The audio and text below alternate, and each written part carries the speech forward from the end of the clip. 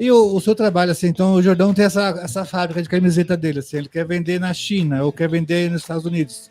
O seu trabalho é fazer isso funcionar? Como que funciona o seu, o seu trabalho de exportação e importação? Então é Como bem que interessante, assim, que nós temos vários cases de sucesso, que são muitos anos que a gente trabalha com isso, e até como eu comentei no início, nós somos focados em atender pequenas e médias empresas, ou seja, a gente o Jordão mostra... já não dá, o Jordão já é grande. Exatamente, né? Já é mas no caso a gente aqui, né, outro naipe, então a gente consegue ter um exemplo. Então, assim, por exemplo, eu vou usar um exemplo do meu primo, um case de sucesso. Meu primo, ele é engenheiro dentro de uma multinacional em Campinas, e ele entrou em contato comigo dizendo o seguinte: olha, Kleber, eu consigo comprar máquinas usadas de multinacionais no Brasil, porque elas estão a todo momento fazendo um retrofit, que eles compram máquina nova e as máquinas antigas eles vendem.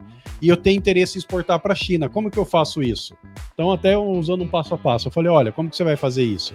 Existe essa demanda? Você sabe se existe? Ele falou, existe, eu já vi muita gente fazer isso. Eu falei, então você começa no LinkedIn, entrar em contato com empresas chinesas, que você vai identificar pelo nome das empresas, pelos hashtags do tipo de equipamento, que são compradores na China, se conecta com eles no LinkedIn e começa a oferecer as máquinas.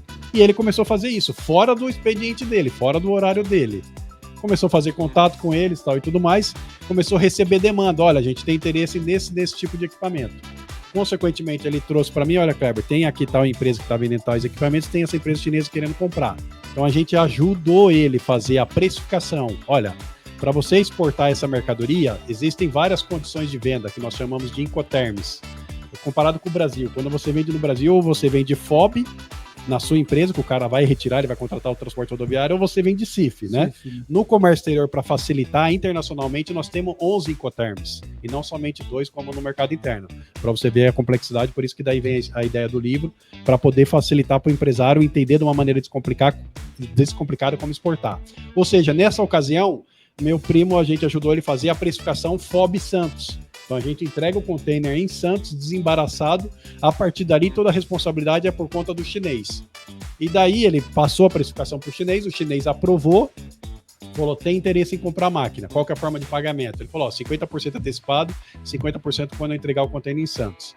A gente gerou uma fatura pro forma, que é como se fosse um pedido de compra que nós temos aqui no mercado interno, e o chinês fechou o câmbio, pagou a mercadoria para ele. Só a primeira operação, ele fechou 4 containers. Só nessa primeira operação, ele deve estar assistindo a gente agora, né, ele colocou mais de R$200 mil líquido no bolso dele. Ou seja, um trabalho paralelo. Ele é engenheiro de uma multinacional e ele tem uma empresa que fica em Jaguariúna, onde ele comprava essas máquinas, colocava no galpão dele para a gente poder exportar para a China. Até hoje a gente já fez 5, 6 operações para ele, porque todo ano, conforme as empresas vão anunciando os leilões, ele vai lá e acaba adquirindo para poder fazer a exportação. Toda essa mercadoria vai para a China. Aí você me pergunta, por que os chineses usam esses equipamentos? Que são aqueles equipamentos que fazem inserção de componentes eletrônicos, que lá na China ainda é útil. Aqui no Brasil eles não enxergam utilidade, lá ainda eles conseguem produzir durante mais 10, 20 anos com o mesmo tipo de equipamento. Entendeu? Então esse é um case real.